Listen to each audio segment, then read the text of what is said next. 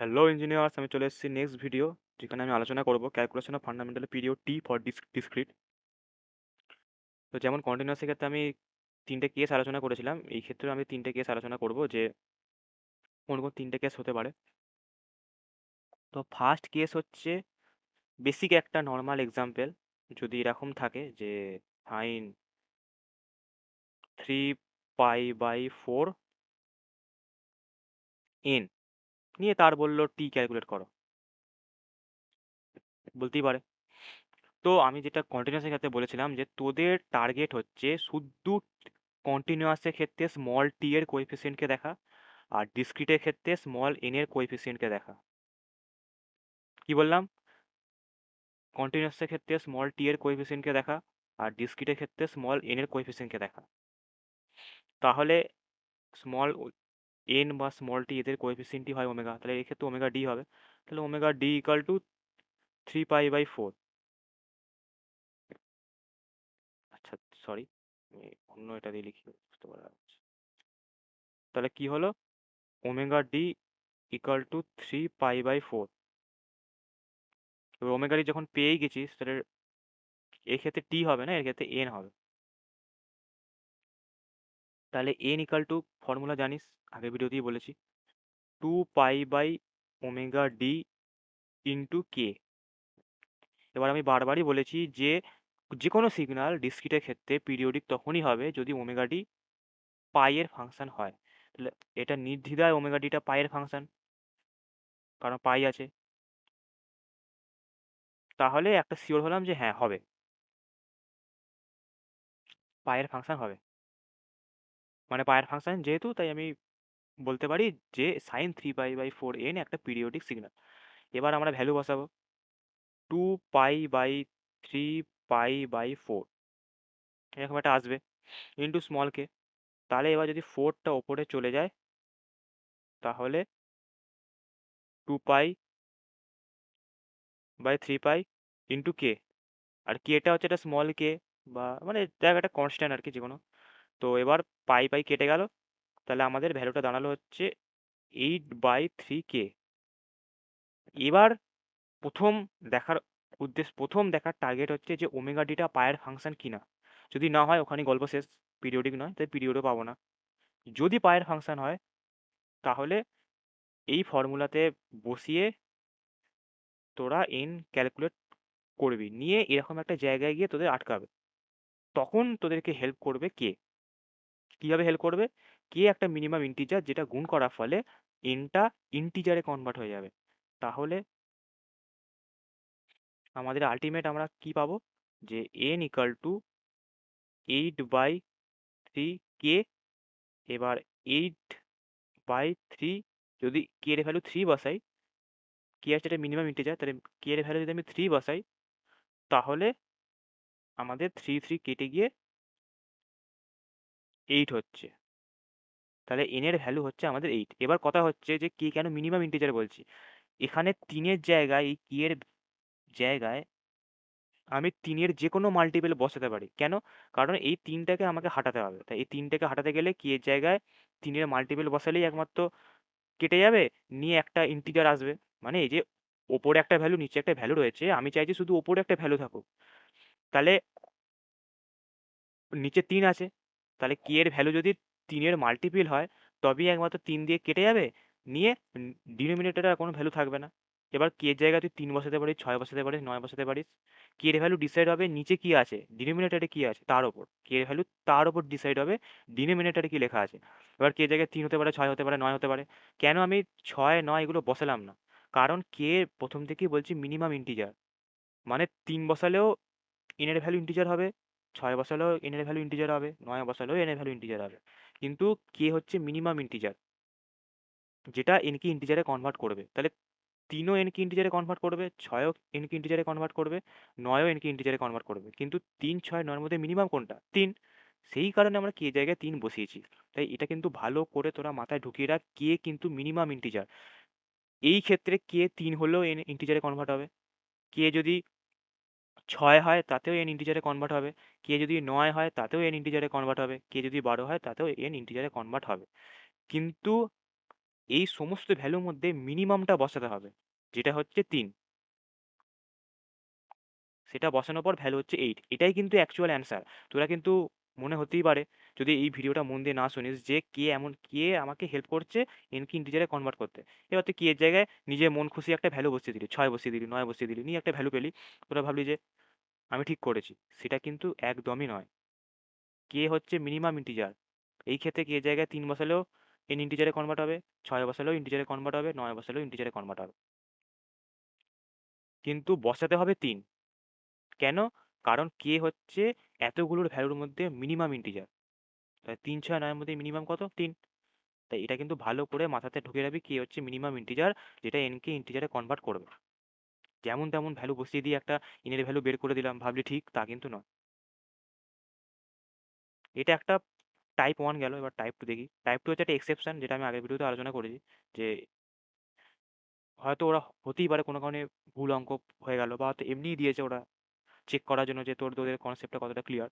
তো তখন তোরা কন্টিনিউয়াস যে ভিডিও দেখেছিস, যে নর্মাল একটা ইন্টিজারের ভ্যালু আছে, যে সাইন 2n বা সাইন 3n এরকম একটা সিগন্যাল দিয়ে দিল। তোরা কন্টিনিউয়াসের কনসেপ্ট কাজে লাগিয়ে 2π/3 লিখে দিয়ে চলে এলি। সেটা কিন্তু কন্টিনিউয়াসের ক্ষেত্রে ঠিক, ডিসক্রিটের ক্ষেত্রে কিন্তু ভুল। তাই প্রতিটা ভিডিও মনোযোগ দিয়ে দেখ। প্রতিটা ভিডিওতে এক এক রকম কনসেপ্ট আছে। কন্টিনিউয়াসের ক্ষেত্রে একরকম নিয়ম পিরিয়ডের, ডিসক্রিটের ক্ষেত্রে কিন্তু আরেক রকম নিয়ম।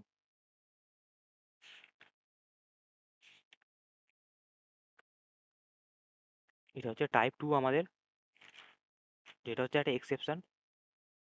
বেসিক্যালি এর বাইরে তোদের কোশ্চেন দেবে না। যেগুলো আলোচনা করছি এর বাইরে কোশ্চেন দেবে না, আর পিওকিউতে এর বাইরে কোশ্চেন আসেও নি। এবার হচ্ছে আমাদের টাইপ 2। টাইপ 2 হচ্ছে যেটা আমি এক্ষুনি মুখেই বললাম, যে ধর sin 3n এরকম একটা সিগন্যাল দিল তোদের এক্সাম্পলে বা শর্ট কোশ্চেনে, এরকম একটা সিগন্যাল দিল যে calculate fundamental period of sin 3n। অথবা এভাবেও ট্রু ফলসেও দিতে পারে, যে sin 3n এর ফান্ডামেন্টাল পিরিয়ড বেরোবে কি বেরোবে না, ট্রু ফলস দিতেই পারে। এবার তোরা জানিস যে কন্টিনিউয়াসের ক্ষেত্রে বেরোবে, তাহলে ডিসক্রিটের ক্ষেত্রে বেরোবে। কিন্তু তা কিন্তু নয়। কন্টিনিউয়াসের ক্ষেত্রে একরকম নিয়ম, ডিসক্রিটের ক্ষেত্রে একরকম নিয়ম। ডিসক্রিটের ক্ষেত্রে এনের যে কোএফিসিয়েন্ট সেটা হচ্ছে ওমেগা ডি। ওমেগা ডি যদি পায়ের ফাংশন না হয়, তাহলে ডিসক্রিট সিগন্যাল কোনোদিন পিরিয়ডিক হবে না। এই যে কথাটা বলছি বারবার করে, এখান থেকে কিন্তু ট্রু ফলসও দিতে পারে, শর্ট কোশ্চেনও দিতে পারে। এবার sin 3n তোদের দিয়েছে, তাই ফার্স্ট তোরা চেক করবি। তোদের চেক করতে হবে যে ওমেগা ডিটা পায়ের ফাংশন আছে না নেই। ওমেগা ডি হচ্ছে 3, এখানে ওমেগা ডি 3, কারণ স্মল এন এর কোএফিসিয়েন্টটাই হচ্ছে ওমেগা ডি। আর কন্টিনিউয়াসের ক্ষেত্রে স্মল টি এর কোএফিসিয়েন্ট ওমেগা নট। সব সময় তোদের কাজ হচ্ছে, কন্টিনিউয়াস হোক কি ডিসক্রিট হোক, স্মল এন বা স্মল টি এর কোএফিসিয়েন্টটাকে দেখা, ওটাই তোদের ওমেগা। ওটা ছাড়া প্লাস দিয়ে মাইনাস দিয়ে কী লেখা আছে ওটা নিয়ে তোদের কোনো মাথা ব্যথা নেই। মানে ঘাবড়ে যাবি না যে সাইন ওমেগা আছে sin π/2 থিটা, তাহলে ওমেগা হচ্ছে আমাদের π/2। এবার দিলে হচ্ছে sin π/2 প্লাস π/6। তোরা ভাবছিস যে আমি তো sin π/2টি জানি, এবার sin π/2t প্লাস π/6 আছে, তাহলে এর কি হবে? কিচ্ছু হবে না। যে নিয়মটা sin π/2টির জন্য, সেই নিয়মটা sin π/2t প্লাস π/6 এর জন্য, আবার সেই নিয়মটা sin π/2 মাইনাস π/6 এর জন্য। যাই অঙ্ক দিক না কেন, তোদের কাজ হচ্ছে স্মল টি কন্টিনিউয়াসের ক্ষেত্রে এবং স্মল এন ডিসক্রিটের ক্ষেত্রে কোএফিসিয়েন্টটাকে দেখা। স্মল এন এর কোএফিসিয়েন্ট দেখবি, আর স্মল টি এর কোএফিসিয়েন্ট দেখবি। এই কোএফিসিয়েন্টটাই হচ্ছে তোদের ওমেগা। Omega D 3। বাট আমি কি বলেছি, যে omega D must be function of পাই। কিন্তু এটা দেখ পায়ের ফাংশন নয়, কোনো পাই লেখাই নেই, নর্মাল একটা ইন্টিজার লেখা আছে। তাহলে এই সিগন্যালটা পিরিয়ডিকই নয়। তো পিরিয়ডের কথা তো আসছেই না। পিরিয়ডিক যদি নাই হয়, তো পিরিয়ডের কথাও আসছে না।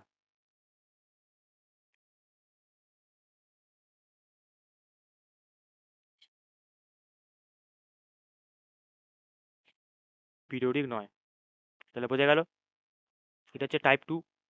এবার এটা হচ্ছে লাস্ট, এটা হচ্ছে টাইপ 3। টাইপ 3 সাথে তোদের পরিচয় আছে, কন্টিনিউয়াসের ক্ষেত্রেই আমি তোদের করিয়েছি টাইপ 3টা।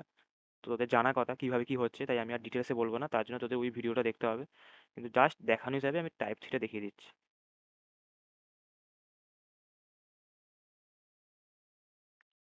টাইপ থ্রিটা হচ্ছে জাস্ট দুটো সিগন্যালের যোগফল, যেটা আমি আগের কন্টিনিউয়াসের ক্ষেত্রে যা করেছি ডিসক্রিটের ক্ষেত্রে তাই নিয়ম। ওমেগা ডি বার করার নিয়ম কন্টিনিউয়াসের ক্ষেত্রেও যা, ডিসক্রিটের ক্ষেত্রেও তাই, যদি দুটো সিগন্যাল বা তিনটে সিগন্যাল যোগ দিয়ে লেখা থাকে। তাহলে ধর এমন একটা সিগন্যাল তোদের পরীক্ষাতে একটা শর্ট কোশ্চেনে দিল বা বড় কোশ্চেনই পার্ট মার্কসে দিল, এরকম একটা তোদের সিগন্যাল দিল 7 পাই/5n, এটা এটা একটা সিগন্যাল দিল, প্লাস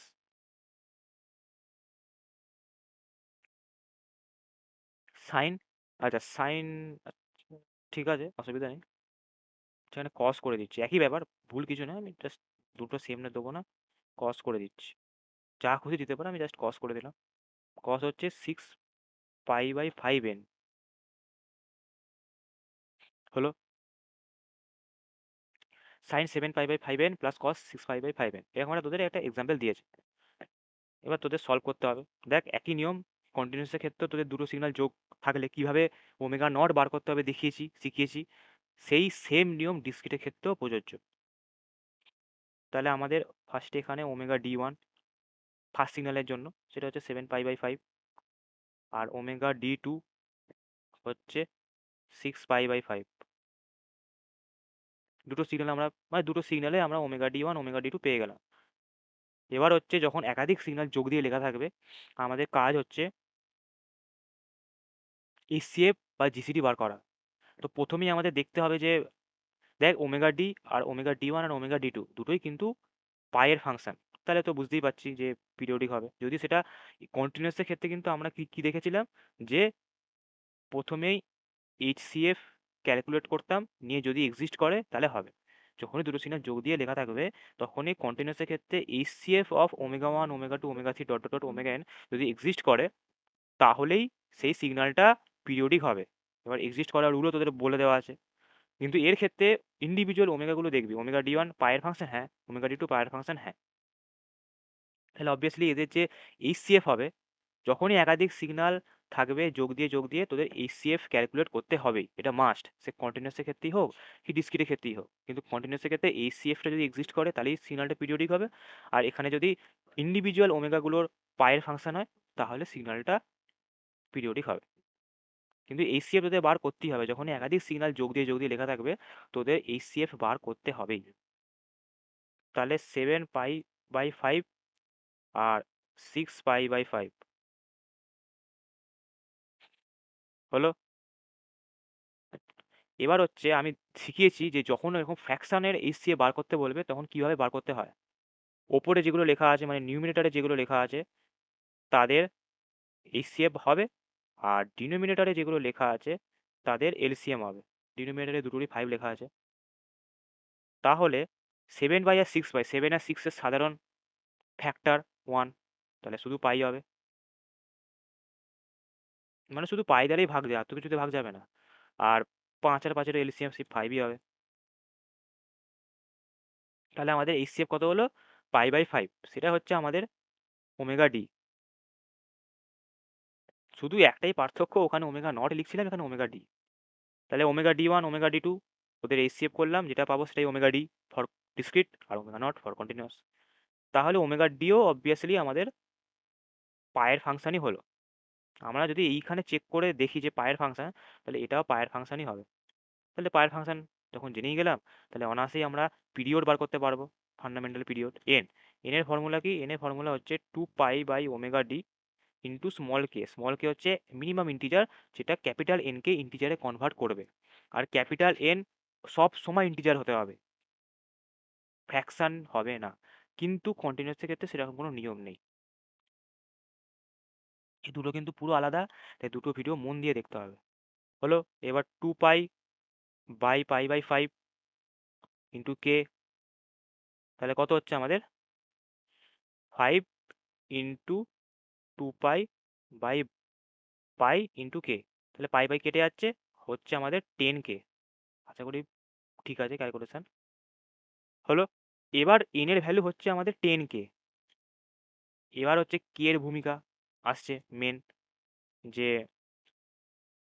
10 কে, এবার কে এর ভূমিকা আসছে, এর ভ্যালু যদি 1 বসাই তাহলে এন দেখ 10-এ কনভার্ট হয়ে যাচ্ছে। আমার কে বারবারই বলছি কে কিন্তু মিনিমাম ইন্টিজার, কে এর জায়গায় 1 বসা 2 বসা 3 বসা সবেতেই কিন্তু n ইন্টিজার হচ্ছে, কিন্তু কে এর ভ্যালু হতে হবে মিনিমাম, এটা কিন্তু বারবার বলছি। নিজের মতো করে ভ্যালু একটা বসিয়ে দিয়ে বার করে এলে সেটা কিন্তু ভুল। তাহলে কে এর মিনিমাম কত ভ্যালু হলে n ইন্টিজার হবে? দেখ কে এর ভ্যালু তুই 0 বসাতে পারিস, কিন্তু 0 বসাতে তো n 0 হয়ে যাবে। পিরিয়ড কোনোদিন 0 হয়? তা হয় না। সেই কারণে কে এর ভ্যালু 1, মিনিমাম ভ্যালু ইন্টিজার। তাহলে 0 হবে না 1, তাহলে n এর ভ্যালু কত হলো 10 ফর k ইকুয়াল টু 1, তাহলে পিরিয়ড হচ্ছে আমাদের 1। এটাই তোদের সঠিক অ্যান্সার। তাহলে বোঝা গেল, বারবারই বলছি কে কিন্তু মিনিমাম ইন্টিজার, যেটা কে কিন্তু মিনিমাম ইন্টিজার যেটা ক্যাপিটাল এন কে ইন্টিজারে কনভার্ট করবে। তাই যদি, আর সব থেকে মাথায় রাখার ব্যাপার হচ্ছে, যদি ধর এরকম একটা সিগনাল তোদের অ্যান্সার এলো, ওমেগা ডির ভ্যালু এটা এলো, ওমেগা ডির ভ্যালু নয়, ধর এন এর ভ্যালু কথাই বলছি, ধর এন ইকাল টু তোদের 7/3 এলো, তো কে এর ভ্যালু কত হবে? নিচে যেটা লেখা আছে, সবসময় নিচটাকে ফলো করবি, নিচে যেটা লেখা থাকবে সেটাই কে এর ভ্যালু হবে। আর কে হচ্ছে মিনিমাম ইন্টিজার, বারবার বলছি। তোদের এগুলো ট্রু ফলসেও দিতে পারে। ধর কোনো একটা তোদের দিল যে একটা সিগন্যালের, একটা কোনো সিগন্যাল দিয়ে দিল, তার পিরিয়ড বলে দিল, নিয়ে তোদের জিজ্ঞেস করলো ট্রু না ফলস।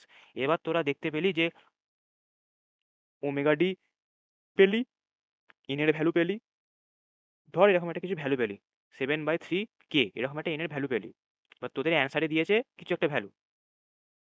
এবার এখানে তো 3 বসালি কি এর জায়গায়, নিয়ে দেখলি 7 আসছে, কিন্তু তোদের অ্যান্সারে দিয়েছে 14, তাহলে ভুল। কেন ভুল? ওরা নিশ্চয়ই কে এর জায়গায় 3 না বসিয়ে 6 বসিয়েছিল, সেই কারণে 14 এসেছিল। তো 14 কিন্তু হবে না, এই কারণেই হলো না, কারণ কে হচ্ছে মিনিমাম ইন্টিজার, তাই 3ই বসাতে হবে, 6 বসালে হবে না। তাহলে বোঝা গেল, সবসময় নিচটা ফলো করবি, নিচে যেটা লেখা থাকবে সেটা কি এর ভ্যালু হবে, মুখস্থ করার কোনো গল্পই নেই। আর মিনিমাম ইন্টিজারের কথা মাথায় রাখারও কোনো দরকার নেই, কিন্তু এই ক্ষেত্রে লাগবে, কারণ কি এর জায়গায় যাই বসাই না কেন এন এর ভ্যালু, মানে মনে প্রশ্ন আসতেই পারে যে কি এর জায়গায় আমি যা খুশি বসিয়ে এন এর ভ্যালু ইন্টিজারে কনভার্ট করতে পারি, কিন্তু কে কিন্তু মিনিমাম ইন্টিজার, শুধু ইন্টিজার নয় কিন্তু। তাহলে বোঝা গেল, আশা করি 3টে টাইপ বোঝা গেছে, এই 3টে টাইপের বাইরে আর তোদের কিছু দেবে না। আর বেসিক যে রুল, যেমন কন্টিনিউয়াসের ক্ষেত্রে আমি একটা এক্সাম্পল করেছিলাম যে সাইন এ কস বি এরকম টাইপের একটা সিগন্যাল ছিল, তো যদি ওটা কন্টিনিউয়াসের ক্ষেত্রেও দেয়, রুল সেম, সেই ট্রিগোনোমেট্রি রুলই কাজে লাগাতে হবে। 2 দিয়ে গুণ করে 2 দিয়ে ভাগ করবি, নিয়ে 2 সাইন এ কস বি কে ভাঙবি, সাইন এ প্লাস বি প্লাস সাইন এ মাইনাস বি, সেইভাবে। এই রুলগুলো সবার ক্ষেত্রেই সেম, কিন্তু পিরিয়ড বার করার রুল কিন্তু কন্টিনিউয়াসের ক্ষেত্রে একরকম, ডিসক্রিটের ক্ষেত্রে কিন্তু আরেক রকম, এটা কিন্তু মনে রাখতে হবে। তাহলে বোঝা গেল। এরপরে একটা আমি পিআইকিউ করাবো, যেটা হুবহু এই কেসের মধ্যেরই একটা অঙ্ক, এটা পিআইকিউতে এসেছিল। ওটা একটু অন্যরকম কোশ্চেন, জাস্ট প্রথমে জিজ্ঞেস করেছিল যে পিরিয়ডিক কি পিরিয়ডিক নয়, যদি পিরিয়ডিক হয় তাহলে ফান্ডামেন্টাল পিরিয়ড বার করো। তো ওটা যেহেতু দুরকম টাইপের মিক্সিং কোশ্চেন, তাই জাস্ট একটু বলে দেবো, কিন্তু এই ভিডিওটা যারা দেখবে প্রথম থেকে শেষ অবধি ভালোভাবে, তারা ওই অঙ্কটা নিজেরাই করতে পারবে। খুব একটা শক্ত কোশ্চেন থাকে না কিন্তু এই চ্যাপ্টারটা থেকে, নর্মাল পিরিয়ড বার করতে দেয়। এবার এই কন্টিনিউয়াসের ক্ষেত্রেই হোক কি ডিসক্রিটের ক্ষেত্রেই হোক, এই কেসের যে ভিডিওটা তোরা যদি দেখিস, তাহলেই তোদের কোনো আর ডাউট থাকবে না, এরকমই অঙ্ক দেয়, যদি দেয় এরকমই অঙ্ক দেয়। চ, নেক্সট ভিডিও পিওর কিউ নিয়ে দেখা হবে, বাই বাই। এরপর আচ্ছা, আরেকটা যেটা বলে দেওয়া ভালো, যে এটা হয়ে গেলে এরপর থেকে কিন্তু যে সিস্টেম আর টপিক চলে আসে, সিস্টেম এবং আরও যে টপিকগুলো আছে সেইগুলোর কিন্তু ওয়ান শট আসবে, মানে একটা ভিডিও কনসেপ্ট থাকবে, একটা ভিডিও পিওর কিউ থাকবে, এরকমভাবে ভিডিওগুলো থাকবে। তো সেগুলো ওয়ান শট, এগুলো এইভাবে আর ভেঙে ভেঙে থাকবে না, এটা বেসিক্যালি এক্সামের জন্যই আমি বানানো, যাতে মেন মেন টপিকগুলো তোদের কভার হয়, কারণ পুরো সিগন্যাল সিস্টেম সাবজেক্টটাই হচ্ছে অঙ্কের ওপর। তো যাতে তোদের মেন মেন টপিকগুলো কভার হয়, এবং সমস্ত পিওয়াইকিউগুলোও তোরা দেখতে পারিস যে কী কী এসেছিলো, কীভাবে করতে হবে, তোদেরও যাতে একটু নিশ্চিন্ত হওয়া যায়, তোদের একটু কনফিডেন্স আছে যে যেরকম অঙ্ক আমি প্র্যাকটিস করেছি সেরকমই পরীক্ষায় আসে। চ, তার নেক্সট ভিডিও দেখা হবে, bye bye. If I make you crazy, just take it easy.